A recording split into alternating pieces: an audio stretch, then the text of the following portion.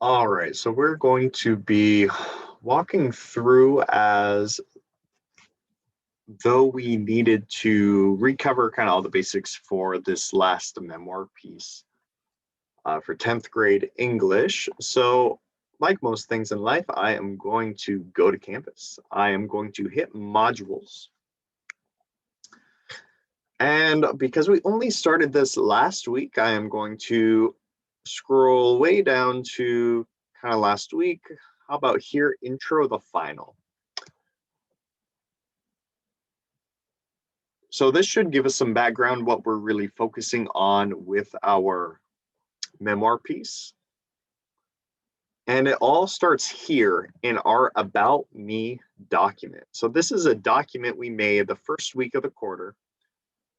If you go to assignments, you should be able to see the link to that actual page. It's really just a Google Doc that you shared with us, where you every Friday do about 8 minutes just of writing about whatever topic you want. Here's the instructions for it. Here's an example. And you've turned that in. I'm pretty sure most of us know what this is, but in the case where you don't have a document, you would just start a new Google document, share it with us, share it with Mr. Colvin and or I, depending on who grades your stuff, and sit down, write a story, something from your life for about 8 minutes, and that's where you would start. So more likely though, you have about 7 Friday free writes there in the mix. And so last Thursday we had you underline your favorite highlight your favorite and underline the one you think tells the best story. And then we started thinking of some examples of, well, really, how do people write memoir? How do they kind of tell their story? So this example from Sandra Cisneros is a great example on something you can do. She talks about her name, but then she kind of links like her own story and weaves those two together, the history of her name, but also her own narrative with that. Here were the other examples we looked at this quarter. So hopefully it rings a bell. It could be the James Allen McPherson piece that we had just finished up, the Trevor Noah piece, the trilingual Scott piece, and here are a couple other ones you may have looked at, and the Mango Street one we just looked at.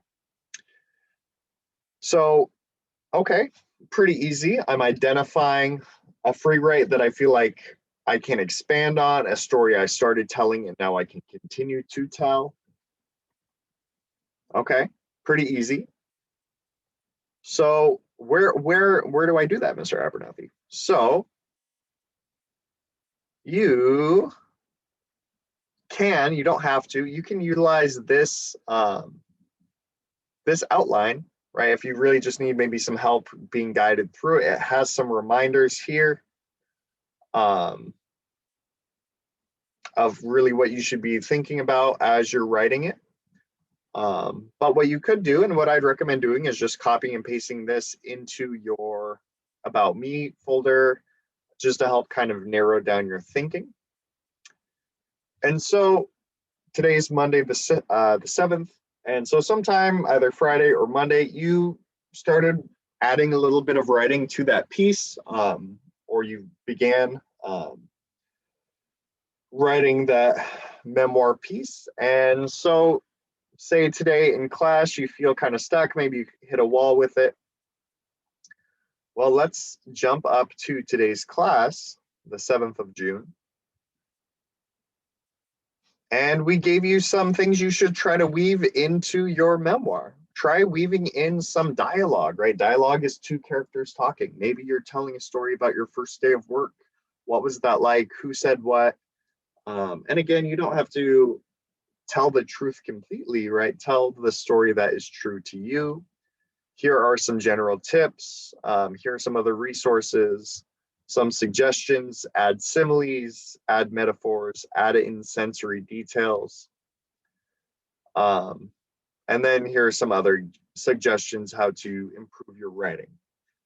But in order to add these things that can maybe improve your writing or make it more engaging, you have to have something to write.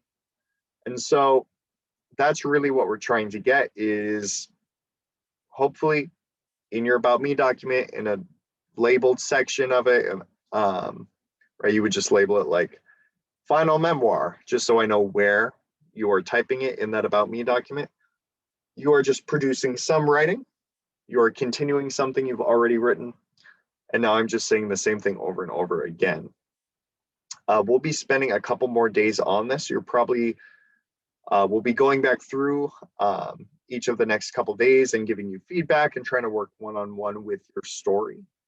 But in order to work one-on-one, you have to have something there. And we're probably expecting the final to be due around Friday, the 11th. So that is our plan. Hopefully that makes sense. And definitely reach out if you have questions.